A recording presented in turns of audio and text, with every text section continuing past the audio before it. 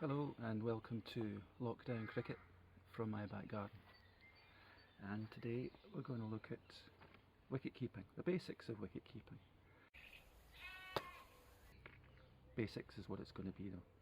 The first thing you must consider when you're being a wicket keeper is your own safety. By volunteering to be a wicket keeper, you are putting yourself in more risk of harm than any other player in the team. So safety is a big consideration. And for the wicketkeeper, the main thing you have to do is wear the helmet. You have to wear it certainly when you're standing up close to the batsman. But even if you're standing back, you might feel safe back there, but obviously if there's a run out, you could be up close to the stumps, you could have the ball being thrown in at you at high speed, you could have a batsman bearing down on you at high speed. It's good to have this protection, so wear a helmet at all times. And that's something you have to get used to, because it does affect your peripheral vision. You have to get used to keeping in your helmet. So practice with the helmet on. And also for your protection, you need a pair of wicket keeping gloves. One thing to say about these is they definitely need replaced. But these are good basic gloves, and under their gloves, a pair of inners. Just make the gloves a tighter fit and just give you a bit more extra protection in the palm of the hand. This is where you take the ball, the palm of the hand. So that's why you wear inners. Being wicketkeeper requires energy. More often than not, the wicketkeeper is the live wire of the team, motivating the fielding side to do their best. So the best wicketkeepers are usually pretty vocal, although you can motivate the side just by being energetic, running into position between overs, sprinting up to the stumps.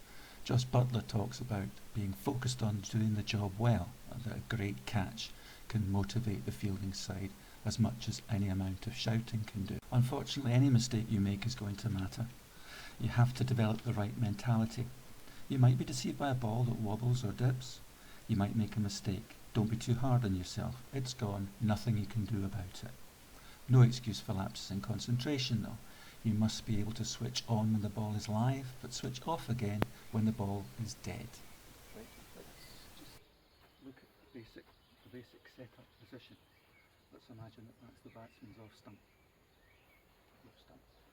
So you should be taking up your position just inside the off stump.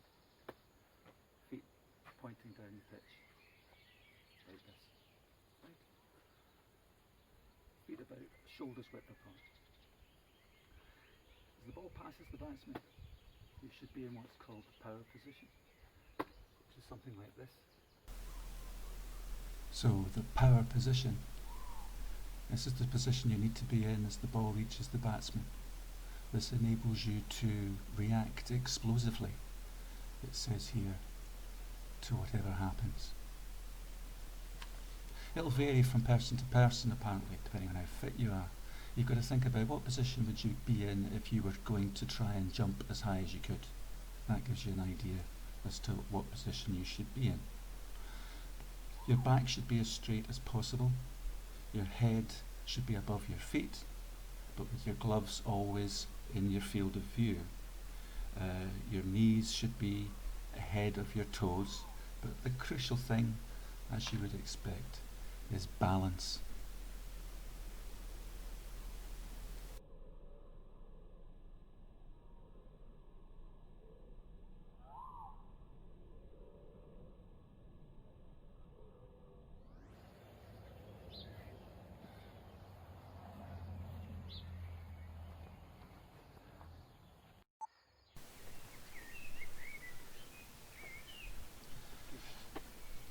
Your movement behind the stumps relies on quick sideways steps. So moving from side to side, something like this. Avoid, if you can, crossing your feet. Sideways steps to take the ball.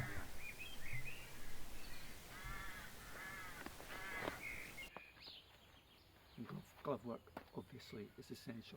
So you have your gloves close together, fingers pointing down. You're aiming to take the ball in the palm of the hand, like this. Okay. Most vital thing about your hands is that they are relaxed. That's something you should do as the bowler starts his run-up. Relax the hands. Remind yourself to relax your hands. The hands have to be relaxed or you're not going to take the ball. Most of your time as a wicketkeeper you'll be standing back with a good view of the action. But sometimes when a slower bowler comes on, he or she'll want you standing up to the wicket. It improves your chances of getting a stumping. Big question is, how close should you be? The rule of thumb is that you should be able to touch the stump with your right hand and with your arm straight. If your arm's bent, then you're too close. If you can't touch the stumps, you're too far away. So that's where to do it. When you're standing up, you should start in a lower position. So start in a low crouch and come up into your power position. Starting low gives you a better view of things. Also, it's better if you're coming up with the ball. So you're concentrating, you're watching the bowler. Try not to be distracted by whatever the batsman's doing. Be aware that you could actually lose sight of the ball as it comes down the pitch, so you must be watching closely. As the ball bounces, you come up into your power position. And it should be your bottom that comes up first. That helps you to keep your head low. So coming up with the pitch of the ball.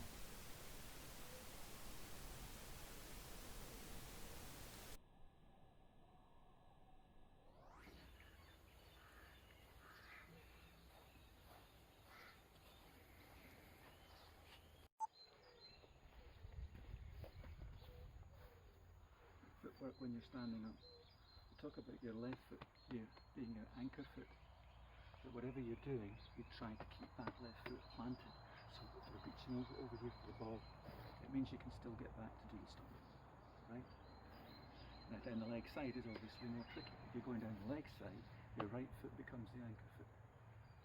But you're still aiming to stay in position so that you can make the stumping.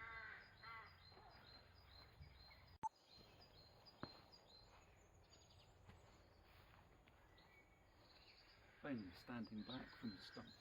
You are standing back to a faster bowler. Big question is how far back? The answer is you want to be in a position where you can take the ball at a comfortable height, this kind of height. So it sometimes takes a bit of working out. If you don't know the bowler terribly well, you're not sure of the conditions, but that's where you aim to stand, in a position where the ball comes through normally.